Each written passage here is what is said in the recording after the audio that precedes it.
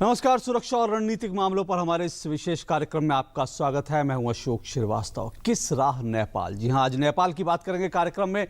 नेपाल में बेचैनी है। पिछले कुछ समय से राजनीतिक बदलाव और संविधान लागू होने के बाद से पिछले लगभग करीब कह सकते हैं कि बीते 80 दिनों से नेपाल में लगातार आंदोलन हो रहे हैं और उस आंदोलन के जवाब में नेपाल के सुरक्षा बल जो है वो सड़कों पर हैं और दोनों तरफ एक तरह का अनरेस्ट दिखाई दे रहा है और जिसके कारण नेपाल के कई हिस्सों में इस वक्त असंतोष का और माहौल जिस तरह से बना हुआ है वो वाकई दुर्भाग्यपूर्ण है। और नेपाल भारत का न सिर्फ एक पड़ोसी देश है बल्कि भारत के साथ नेपाल के बहुत पुराने राजनीतिक, रणनीतिक और सांस्कृतिक रिश्ते रहे हैं। और जिस तरह से नेपाल में जो भी घटनाक्रम है ना वो सिर्फ नेपाल के लिए अच्छा नहीं है बल्कि भारत के लिए भी और भारत नेपाल संबंधों के लिए भी ये बहुत शुभ संकेत नहीं है। इसलिए लगातार इस पर चर्चा हो रही है, बात हो रही है कि कैसे इस माहौल को ख़त्म किया जा सकता है, कैसे नेपाल में जो असंतोष का माहौल है उसे ख़त्म किया जा सकता है और भारत और नेपाल के संबंधों में कम से कम जो मजबूती है वो लगातार बनी रहे उसके लिए कैसे काम किया जा सकता है। इसी पर आज हम बात करेंगे। हमारे साथ दो मेहमान स्टूडियो में मौजूद है। परिचय करा दूं, शिवशंकर मुखर्जी साहब हैं हमारे साथ। शिवशंकर मुखर्जी भारत के राजदूत रह चुके हैं नेपाल में। हमारे साथ आलोक बंसल जी हैं। आलोक बंसल जी रक्षा मामलों के विशेषज्ञ हैं। शिवशंकर मुखर्जी साहब, ये जो स्थिति पिछले कुछ समय से बनी हुई है, करीब 82 दिन हो चुके हैं और 52 लोगों की मौत हो चुकी है जिसमें भारतीय भी शामिल हैं, कैसे देखते हैं इस पूरे डेवलपमेंट को आप? जी, स्थिति जो है गंभीर तो है ही। इसके कारण काफ़ी हैं, लेकिन मूल कारण ये है कि आंदोलन जो हुआ था 2006 में, जिसके बाद लोकतंत्र आया नेपाल में और सबके सब में आशायान ये था कि एक नया नेपाल बनेगा जिसमें जेन्युइन डेमोक्रेसी होगा, इंक्लूसिव होगा, सब हर एक नागरिक नेपाल का इक्वल होगा और राइट्स उसके प्रोटेक्ट किए जाएंगे। लेकिन एक दो सवाल लेकर 7 साल गुजर गए जब संविधान नहीं बना। 2008 में जो पहला संवैधानिक सभा चुनाव हुआ, उसके बाद 5 साल जब असफल रहे, फिर 2013 में दूसरा हुआ। तब जब रिसेंटली जब अर्थक्वेक हुआ, उसके बाद जब जल्दी से जब अर्जेंसी आई तो नया संविधान जो बना है, अब सिंपल तरीके से अगर एक्सप्लेन किया जाए, उसमें तेराय के जो लोग हैं, जिसमें मधेशी हैं, थारू लोग हैं, जनजाति हैं, जो कि नेपाल का 51% पॉपुलेशन है।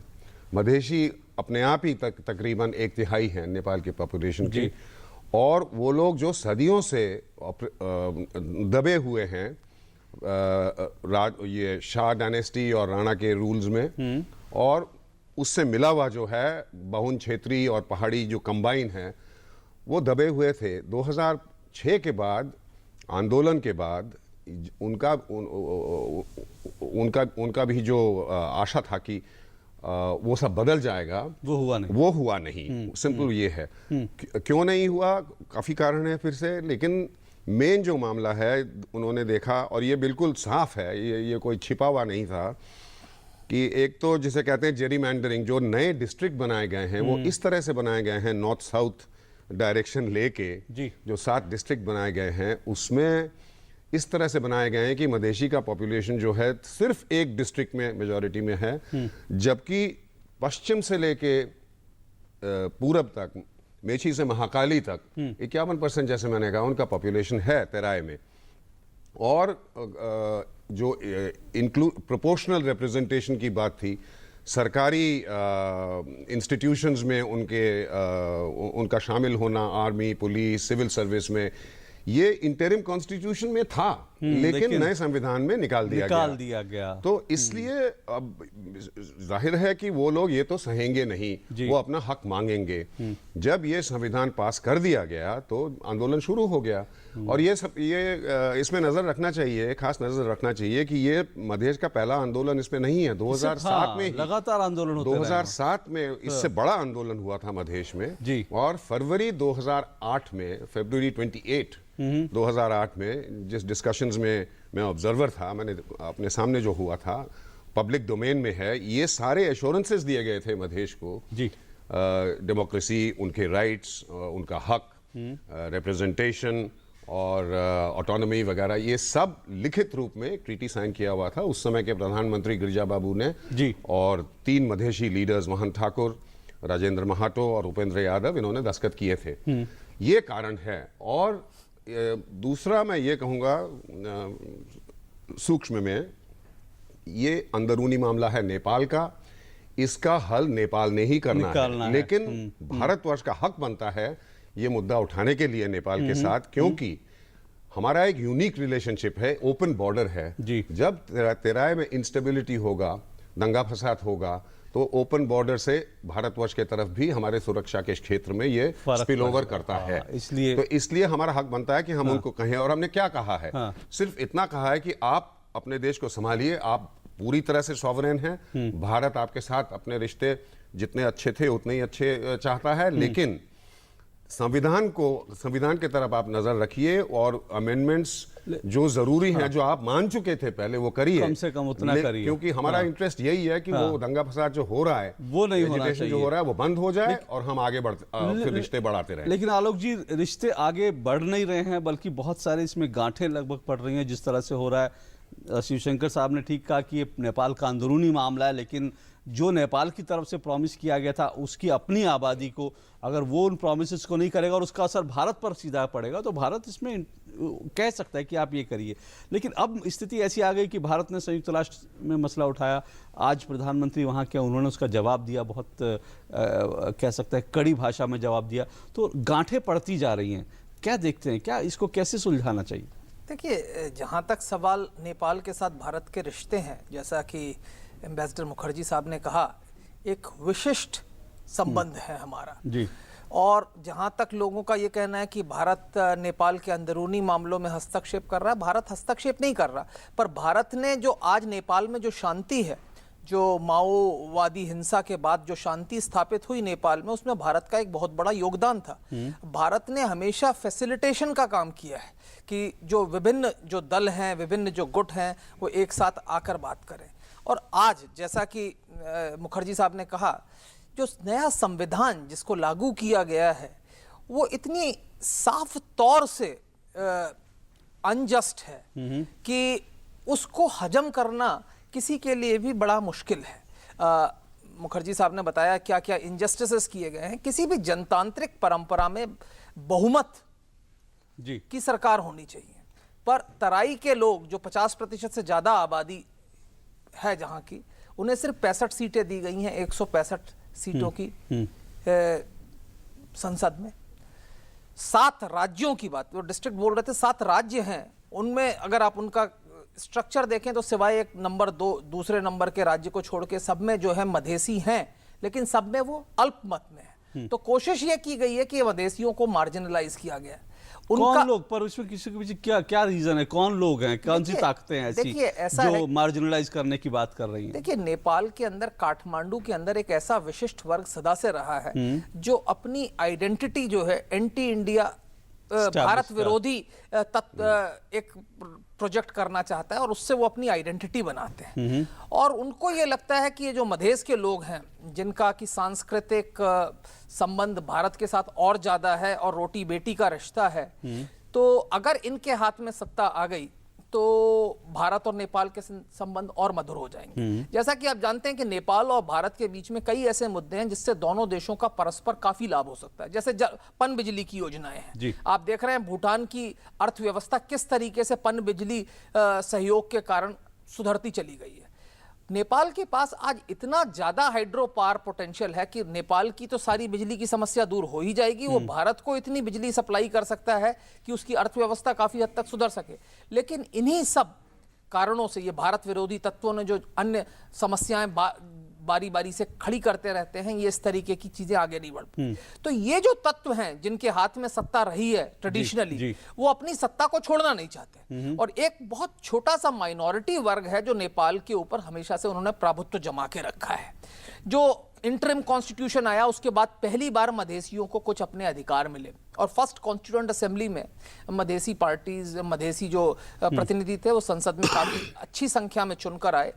राष्ट्रपति चुना गया मधेश से, उपराष्ट्रपति चुने गए मधेश से, पर दूसरी जो कॉन्स्टिट्यूएंट असेंबली हुई उसमें आपसी रंजिशों के कारण, आपसी टकराव के कारण मधेशी जो वोट था वो बिखर गया। और उसके कारण क्या हुआ कि मधेशियों की जो संख्या, विशेषकर जो मधेसी राजनीतिक दल थे जी, उनकी जो संख्या जो संसद में थी वो काफी कम हो गई। और जो मधेशी नेता जो मुख्य पार्टियों में थे वो इस संवैधानिक ढांचे का विरोध कर नहीं पाए उतनी कड़ी तरह। पर शिवशंकर जी, क्या ये जो कुछ स्थिति बनी है, जो हम मधेसी पॉलिटिकल पार्टी उनकी आवाज की बात, ये क्या उनकी इंटरनल एक पॉलिटिक्स है, उनकी राजनीति है? क्या इसको इस हद में देखना चाहिए, या फिर जैसा कि आलोक जी ने कहा कि नेपाल में हमेशा एक ऐसा वर्ग जो है एक्टिव रहा है जो भारत विरोधी अपनी भूमिका निभाता रहता है, और आज क्या उस ऐसे वर्ग के पीछे कुछ और ताकतें भी हैं, ऐसा भी आपको लग रहा है क्या? देखिए, आलोक ने जो अभी दोहराया वो 100% बिल्कुल सही है। काठमांडू पॉलिटिक्स जो है वो सबसे सुप्रीम रहता है नेपाल में सदियों से। अच्छा, मैं 2-3 बातें जल्दी से बता दूं। ये एंटी इंडियन फीलिंग की बात है, ये किंग महेंद्र के समय से उन्होंने रिफाइन किया था इस पॉलिसी को। ये क्या कहते हैं, अपने जो गलतियां हैं, अपने जो गवर्नेंस में जो मिस्टेक्स हुए हैं, उसका आरोप बिग ब्रदर इंडिया को लगाने में माहिर थे। और क्या कहते हैं, नेशनलिज्म को इक्वेट किया गया था, उसको बराबरी बनाया गया था एंटी इंडियनिज्म से। तो 250 साल से, पृथ्वीनारायण शाह के जमाने से अगर आप देखें कि एक छोटे से देश को ब्रेन वॉश किया जाए तो ये आदत इतना जल्दी नहीं निकल सकता। नेपाल में अगर आप इंस्टेंट चीप पॉपुलैरिटी चाहें, और ये मिसाल हमारे देश में कम नहीं है, चीप पॉपुलैरिटी अगर चाहें तो आप एंटी इंडियन स्टेटमेंट दे दीजिए, आपको 2-4 वोट एक्स्ट्रा मिल जाएंगे। अगर आप किसी पॉलिटिकल ओपोनेंट को नीचे गिराना चाहते हैं तो आप कह दीजिए वो इंडियन एजेंट है जी। तो इससे नेपाल काफी सालों से हम ये समझ चुके हैं, हम इसको इग्नोर करते हैं। मैं ये प्रैक्टिशनर के हिसाब से बता रहा हूं। तो ये भूमिका की जो बात की, ये इंपॉर्टेंट है। अब ये एक तो था राजा का रूल, डायनेस्टिक रूल, उसके बाद राणास का रूल, लेकिन ये दोनों एक चीज और से, एक भूमिका से शामिल थे जो कि पहाड़ी डोमिनेशन प्लेन्स के ऊपर। पहाड़ी डोमिनेशन जो था, खासकर अपर कास्ट बहुन क्षेत्री का, ब्राह्मण क्षत्रियों का, वो था कि मधेश इंडियन डिसेंट के हैं, मधेश को दबा के रखना चाहिए। मधेशी को अगर काठमांडू आना चाहिए, काठमांडू आने के लिए उनको एक परमिट लेना पड़ता था, जैसे कि वीजा किसी दूसरे देश जाने के लिए। और अभी जब ये संविधान बना, मधेश ने क्या देखा? मधेश ने देखा कि जो भी प्रोमिसेस हमें दिए गए थे, जो भी लिखित रूप से हमें आश्वासन दिए गए थे, उसका बिट्रेयल हो रहा है, वो उससे अलग हट रहे हैं। और ये जो पहाड़ी डोमिनेशन है उसके पीछे नए सरकार लगे हुए हैं। अब देखिए जो गठबंधन बना है रूलिंग पार्टीज का, नेपाली कांग्रेस, और ये इसको तो मैं तो कहता हूं अनहोली अलायंस इसे कहेंगे। एक तरफ है मिस्टर KPS ओली जो प्रधानमंत्री हैं, जो फॉर्मर कम्युनिस्ट हैं लेकिन प्रैग्मेटिस्ट हैं, पॉलिटिशियन हैं। दूसरे तरफ हैं कमल थापा जी, डिप्टी प्राइम मिनिस्टर, जो टोटल मोनार्किस्ट हैं, जिसके खिलाफ ये दोनों इनके बिल्कुल एक दूसरे के शत्रु थे आंदोलन के समय। और माओवादी जो आर्म्ड इंसर्जेंसी थे, वो भी इनसे जुड़े हुए हैं। तो इसका गूढ़ कारण क्या है वो आलोक जी ने बताया, सत्ता। तो सत्ता लेने के लिए और अपना डोमिनेशन आगे बढ़ाने के लिए उन्होंने मधेश को बिट्रे किया है।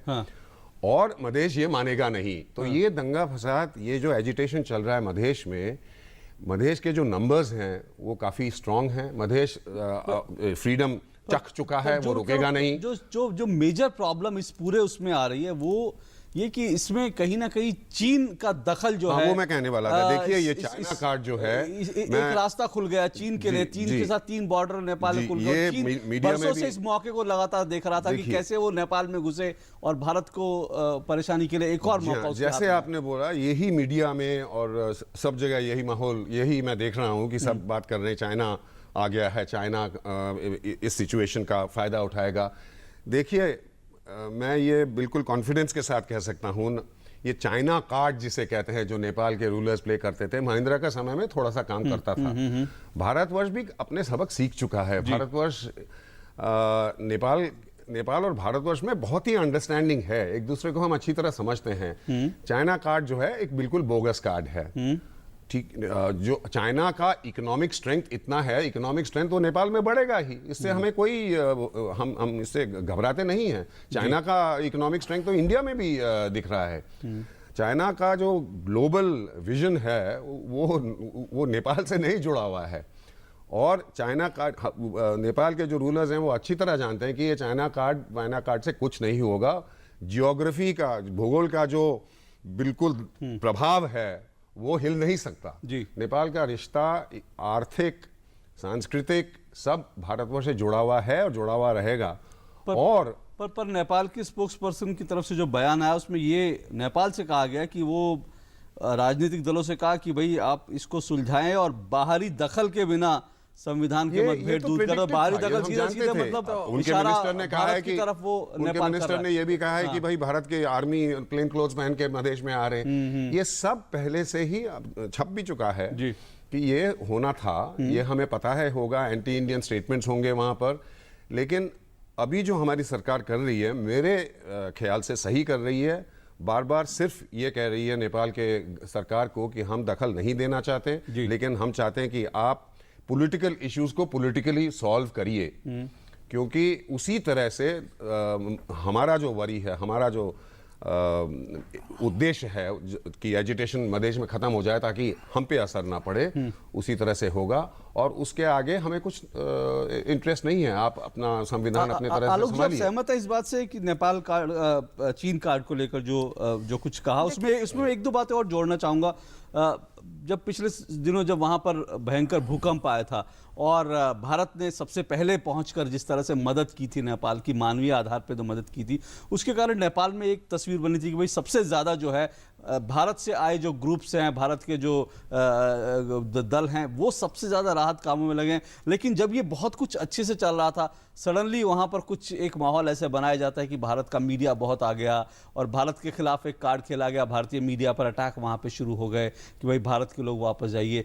अब जो है नेपाल लगातार वहाँ से तेल ले रहा है, क्योंकि ये कहा जा रहा है कि भाई देखिए भारत की ओर से तेल नहीं आ रहा। हालांकि भारत अभी भी सप्लाई कर रहा है, लेकिन फिर भी ये कहा जा रहा है भारत की ओर से रुकावटें खड़ी की जा रही। तो इस सारे माहौल में आपको लगता नहीं कि चीन कहीं ना कहीं एक नेपाल के अंदर एक बहुत बड़ा तत्व है, जैसे मैंने कहा, जो हमेशा चीन कार्ड खेलने की कोशिश करता है। पर देखिए भौगोलिक जो परिस्थितियां उनको बदला नहीं जा सकता।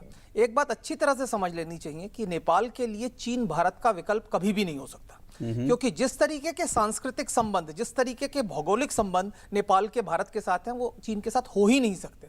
आप ये सोचिए, आज चीन जो है एड दे रहा है, जो ऑयल प्रोडक्ट्स आ रहे हैं आज नेपाल में, वो चीन उनको प्रदान कर रहा है मुफ्त। कितने दिन तक कर सकता है? दूसरी चीज एक समझ लीजिए, चीन सांस्कृतिक रूप से, कल्चरली जो है, चाइनीज पॉपुलेशन इसको एक्सेप्ट नहीं करती। पाकिस्तान जैसे राष्ट्र को तो चीन सहायता दे नहीं सका, आर्थिक सहायता, नेपाल को क्या देगा? दूसरी बात, 1 लीटर पेट्रोल चीन के माध्यम से नेपाल लाने में जो कीमत लगती है, वो पेट्रोल की कीमत से कई गुना ज्यादा होती है, जबकि भारत से वो कई कीमत। तो आर्थिक उत्पादन भी नहीं करता, ऐसा भी नहीं कि चीन उत्पादन नहीं करता, वो आयात करके लाएगा। और आप ये सोचिए कि पूर्वी चीन में आयात होने के बाद वो जो पेट्रोलियम है, वो पूरी चीन के जो क्षेत्रफल है उसके माध्यम से होता हुआ आके तिब्बत के माध्यम से नेपाल जाएगा, तो कितना खर्चा होगा उसको। तो ये थोड़े समय के लिए टोकनिज्म चल सकता है कि चीन से सप्लाई आ गई, भाई हमारी भारत के ऊपर जो निर्भरता थी वो खत्म हो गई, ये सब कुछ हो गया। दूसरी चीज आप ये सोचिए, आज नेपाल के नागरिक भारत की सेना में है। भारत की सेना जो है, जो एक्स सर्विसमैन नेपाल में है, उनको ना केवल पेंशन देती है, उनको मेडिकल फैसिलिटीज। एक बहुत बड़ी संख्या नेपाल में जनसंख्या की ऐसी है जो भारत के साथ उसके संबंध है। और आप ये समझ लीजिए, ये एलीट जरूर है, जो काठमांडू एलीट है वो भारत विरोधी है, पर नेपाल का जो सामान्य जनमानस है वो उसकी भारत के साथ नब्ज जुड़ी हुई है, उसकी रोटी बेटी का संबंध भारत के साथ है। आज भारत में लाखों नेपाली हैं, नागरिक हैं, उसी तरीके से कई भारतीय। अब ये मधेश में जो डिस्टर्बेंस है, इसका एक और फ्लिप साइड है, वो ये है कि पहाड़ के लोग कई बार सोचते हैं कि ये मधेसी जो है भारतीय हैं, और अगर उपद्रव हो और इनको किसी तरीके से डिसएनफ्रेंचाइज किया जाए तो इनमें से कई लोग जो है, अगर आप देखें इस संविधान में कई एनोमलीज जो है, उसमें एक ये भी है कि जिस लड़की ने बाहर शादी की है उसके बच्चों को नागरिकता नहीं मिलेगी। ये क्यों है? क्योंकि मधेश के लोगों के ऐसे तरीके के संबंध ज्यादा हैं। पहाड़ियों को ये असर नहीं पड़ता, लेकिन मधेश के लोगों पे असर पड़ता है, तो उनके ऊपर टारगेट किया जा रहा है। अगर आप ये देखें, उनको डिसइंफ्रेंचाइज किया जा रहा है, क्योंकि आर्थिक एक्टिविटी सारी मधेश में होती है।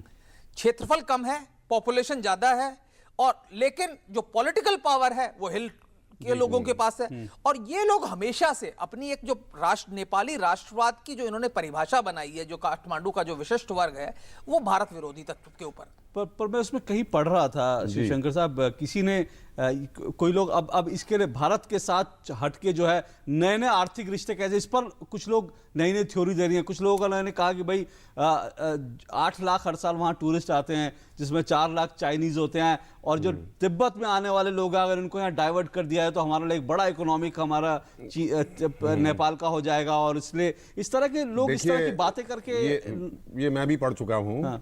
ये सब अनर्गल बातें हैं, ये हवाई बातें हैं, ये पॉलिटिकल, ये जोश में आके पब्लिक कंजम्पशन के लिए, जैसे मैंने कहा, इंस्टेंट चीप पॉपुलैरिटी लेने के लिए ऐसी बातें होती हैं। ये जो बहुत सारे चाइनीज टूरिस्ट आ जाएंगे, खूब पैसा खर्च करेंगे और नेपाल आगे बढ़ जाएगा, जैसे आलोक ने बताया है, ये भौगोलिक स्थिति देख के आप मैप को देखिए और हमारे रिश्ते देखिए। और एक कॉशन मैं देना चाहता हूँ कि ये हमें बिल्कुल नहीं फीलिंग होना चाहिए कि नेपाल भारत के विरुद्ध है। नेपाल के कुछ रूलर्स हैं जो अपने लिए, अपने वेस्टेड इंटरेस्ट के लिए एंटी इंडियन फीलिंग को बढ़ाते हैं, 250 साल से कर रहे हैं, अब भी वो आदत गई नहीं है, और वो इन्हें गुने हैं और उनके कुछ फॉलोअर्स हैं। और अगर एंटी इंडियन बातें करे काठमांडू में बैठकर, तो वो थोड़ा फर्टाइल ग्राउंड में गिरता है। लेकिन नेपाल को बहुत अच्छी तरह, नेपाल की आम जनता जो है, और नेपाल इतना छोटा भी देश नहीं है, 29 मिलियन लोग, इतने, ये इस the 40th largest country in the world, वो अच्छी तरह जानते हैं कि भारत ने जो भी कुछ किया है पिछले बहुत सालों से, वो नेपाल के हित के लिए किया है। और भारत क्या कहते हैं, नेपाल की सॉवरेनिटी को 100% मानता है। जैसे इन्होंने कहा, हम 1000 करोड़ डिस्ट्रीब्यूट करते हैं पेंशन जी, क्या कहते हैं, हमारे एक्स सर्विस में जो हमारे गोरखा रेजिमेंट्स में थे, और वो बहुत प्राउड फील करते हैं अपने एसोसिएशन इंडिया के साथ।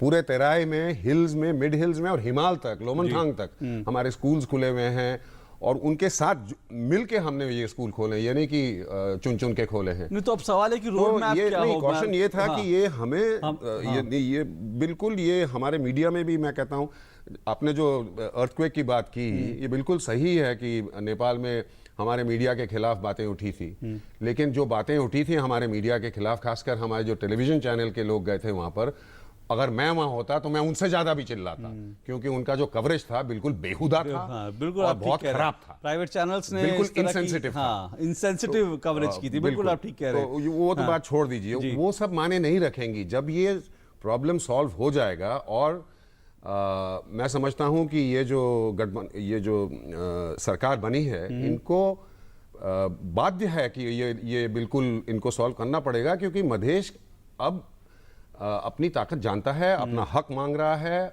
इनको प्रॉमिस कर चुके हैं पहले जी। और नेपाल में भी ये बहुत फीलिंग है। जो इंटेलेक्चुअल्स हैं, एक उनके मेजर जर्नलिस्ट हैं विजय पांडे, जिन्होंने लिखा है कि if we want the new Nepal, we must accept a new Madhesh. इस तरह की चीजें भी आ रही है, उसको हमें देखना चाहिए। नंबर 1 कि हमें ये नहीं सोचना चाहिए कि नेपाल हमारे विरुद्ध है। नंबर 2, हमें इस समय हार्ड लाइन पॉलिसीज की जरूरत नहीं है कि नेपाल को सबक सिखाएंगे, हम इतना करते हैं और वो लोग फिर भी गाली दे रहे हैं वगैरह। ये उस जरूरत नहीं है इस समय। हम जो कर रहे हैं फर्मली, थोड़ा दृढ़ता से करना चाहिए, लेकिन बार बार उनको ये समझाना चाहिए कि हम सिर्फ इतना चाहते हैं कि एजुटेशन खत्म हो, उसके बाद मधेशी जो नेपाली हैं, 100% नेपाली हैं, उनके साथ आप मिलके आगे बढ़िए। बिल्कुल, और हम मदद करने को तैयार हैं हर क्या इस रास्ते से, इस तरह से जो है, आपको लगता है कि कोई रास्ता निकलेगा आलोक बंसल जी? बिल्कुल निकलेगा। मेरे ख्याल से ये जो अभी जो जिंगोइज्म देख रहे हैं आप नेपाल के शासक वर्ग में, ये शीघ्र यथार्थवादी जो वास्तविकताएं हैं वो उनके ऊपर हावी होने लगेंगी। और भारत ने जैसा साफ कहा है कि हमारी नेपाल की सार्वभौमता को हम स्वीकार करते हैं, और एक नए नेपाल का निर्माण बिना एक नए मधेश के संभव नहीं है। तो मधेशी जनसंख्या की एस्पिरेशंस को बिना ध्यान में लिए इसकी पॉसिबिलिटी नहीं है। और जब भी नेपाल में संकट आया, भारत ने अपने मध्यस्थता की भूमिका निभाई है। जब माओवादी हिंसा थी तब भी किया था, और आज जब नेपाल एक बहुत ही कठिन मुकाम पर है, मेरे ख्याल से भारत को अपना रोल अदा करना चाहिए। और हम शांति से, और हम उनको समझा के, हम आशा करते हैं कि नेपाल के जो राजनीतिक दल हैं वो इस बात को समझेंगे कि एक इंक्लूसिव कॉन्स्टिट्यूशन जिसमें समाज का हर वर्ग ये सोचे कि ये संविधान हमारा है, वो बनाने की आवश्यकता है। बिल्कुल समय नहीं है, लेकिन आप शायद कुछ जोड़ना चाहते हैं, अगर आप बहुत संक्षेप में। मैं ये बस एक छोटा डिटेल जोड़ना चाह रहा था। देखिए, भारत की मदद की बात उन्होंने की हर क्षेत्र में। जब अभी आर्मी, एक ऑप्टिमिज्म की एक बात है कि आर्मी 60,000 आर्मी जो डिप्लॉय हुए थे मधेश में, वो तकरीबन विड्रॉ हो गए हैं। वो एक कॉन्फिडेंस बिल्डिंग मेजर है, अच्छा है। लेकिन आर्म पुलिस है वहां पर। आर्म पुलिस के पास जितने बंदूक हैं वो इंडियन SLR राइफल्स हैं जो एड में दिए गए हैं। आर्मी में जितने बंदूक हैं वो इंडियन इंसास राइफल्स हैं जो माओवादियों को लड़ने के लिए हमने दिए थे। उनके वॉकी टॉकीज जो हैं, उनके वैन्स जो हैं जिससे वो कर रहे हैं। लेकिन तो भारतवर्ष को भी खेद पहुंचता है कि हमारे जो दिए हुए जो असिस्टेंस है, जो हमने मदद करने के लिए जो दिए थे, वो नेपाल अपने लोगों पर ही इस्तेमाल कर रहा है। और साथ में भारतवासी का भी मौत हो चुका है। तो ये जल्दी से जल्दी उनको इसको सॉल्व करना चाहिए ताकि मामला और बिगड़ ना जाए। जी हाँ, बिल्कुल। तो ये नेपाल का अपना अंदरूनी मामला है। जाहिर तौर पर भारत की अपनी सीमाएं हैं। भारत ने जरूर कहा है कि नेपाल इस मामले को निपटाए, लेकिन भारत की अपनी सीमाएं, क्योंकि नेपाल का अंदरूनी मामला है। लेकिन नेपाल को ही समझना पड़ेगा, नेपाल के शासकों को समझना पड़ेगा कि वो देश के एक बड़े वर्ग को, देश के एक बड़े हिस्से को, मधेशियों को अलग रखकर नए नेपाल बनाने की जो बात कर रहे हैं वो संभव नहीं होगा। और नेपाल के रूलर ही एक्सेप्ट करेंगे तो जाहिर तौर पे कोई ना कोई रास्ता निकलेगा। फिलहाल ये स्थिति थोड़ी उलझी हुई है, लेकिन उम्मीद करेंगे कि जल्द ही कोई रास्ता यहाँ से जरूर निकलेगा। बहुत बहुत शुक्रिया शिवशंकर जी और आलोक जी आपका इसमें शिरकत करने के लिए चर्चा में। आज बस इतना ही। आपसे फिर मुलाकात होगी। इजाजत दीजिए। नमस्कार।